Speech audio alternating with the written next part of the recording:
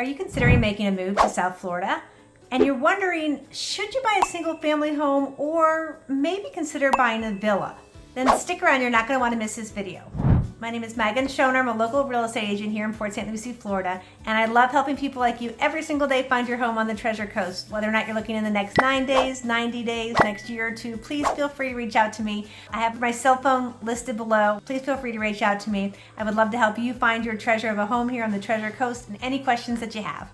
So in today's video, I wanted to go over, when you're considering buying a home in the area, are you looking at buying a single family home versus a villa? So I guess to start off first, what do we consider a villa? So a villa is going to be a one-story home with one shared wall. So sometimes you'll hear people say I want a townhome, and the difference between a townhome and a villa is a townhome usually has 2 stories and is connected to another home on the other side, and a villa is just going to be a one-story home with one shared wall to the other house on the other side. That's going to be obviously different than a condo where you'll have multiple homes, multiple units on the same floor. So just to get everything started, that is what we're considering a villa. And the reason for this video is working with a lot of the different new construction communities in the area, and I'm starting to see more of a trend of different villas being offered. Specifically, I was at Riverland, which is a really popular 55 and older community in our area. I was just there for a luncheon the other day. They had previously just been doing single family homes and just opened selling the villas that are available. This past month, first month that they've had it available to purchase, the models are not even open at this point. They sold over 40 of the villas. So we're definitely seeing a trend of people being interested in villas. So I figured I'd kind of go over some of the pros and cons of buying a villa, why you would buy it, why you may want to reconsider it, to help you guys. So the first thing, and I got to pull out my glasses because after I turn 50, all of a sudden I can't see. So some of the pros that I would talk to you about in terms of why would you consider a villa, the biggest thing is the cost is going to be a lot less. So I have a lot of customers that I work with that are saying, you know what,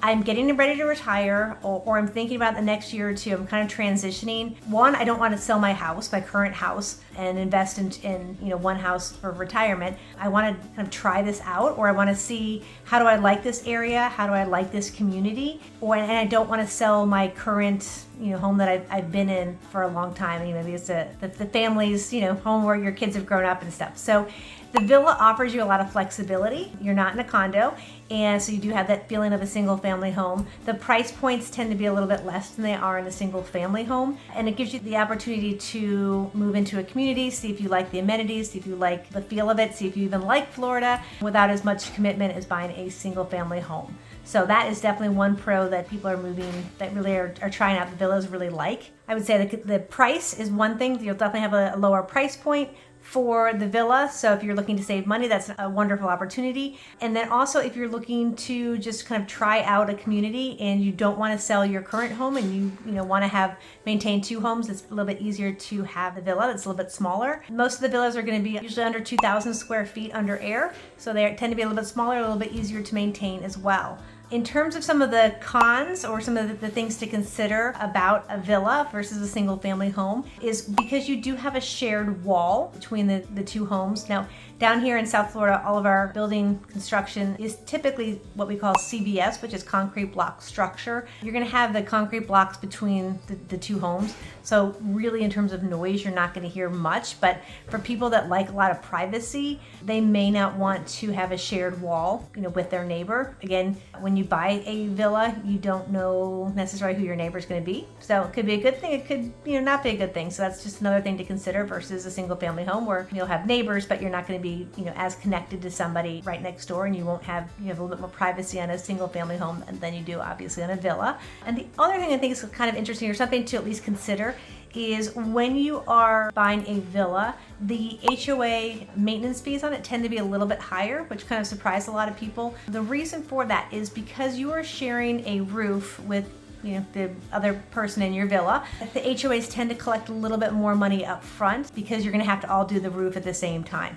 Versus if it's your single family home, you can plan for when you want to replace the roof. But let's say, you're sharing a villa and the person next to you, they've got a leak and you guys need to, repair the roof or replace the roof at some point. Everyone's going to have to do it at the same time. And in the gated communities with the HOA, they just collect more money up front to make sure they have enough money in reserves so that when a roof needs to be replaced, the money is there and can be replaced when needed. So just something to think about. It's not usually a huge difference, but it is a little surprising for people because normally in the HOAs, you'll either pay one flat fee or depending on the size of your home or the collection that your home is in, has different HOA fees. And so you would think on a villa that with it being smaller that the HOA would be a little bit less. So just something to think about on that as well. If you have any questions about buying a villa, what's available in our area, please feel free to reach out to me. I would love to send you a list of what's available, talk to you, and help you find the home or the villa that's perfect for you. Other thing here, so in Port St. Lucie, we have a ton of not only the new construction, but we also have existing villas that are available. We have them both in the 55 and greater communities, because really that's what it is, as well as some of the all ages ones. Most of them, so the communities that do have the villas are going to be Riverland. Those are all brand new construction. Their build time is close to about a year on those that are available. Also, you have Tolero in Tradition, and that is a 55 and older community.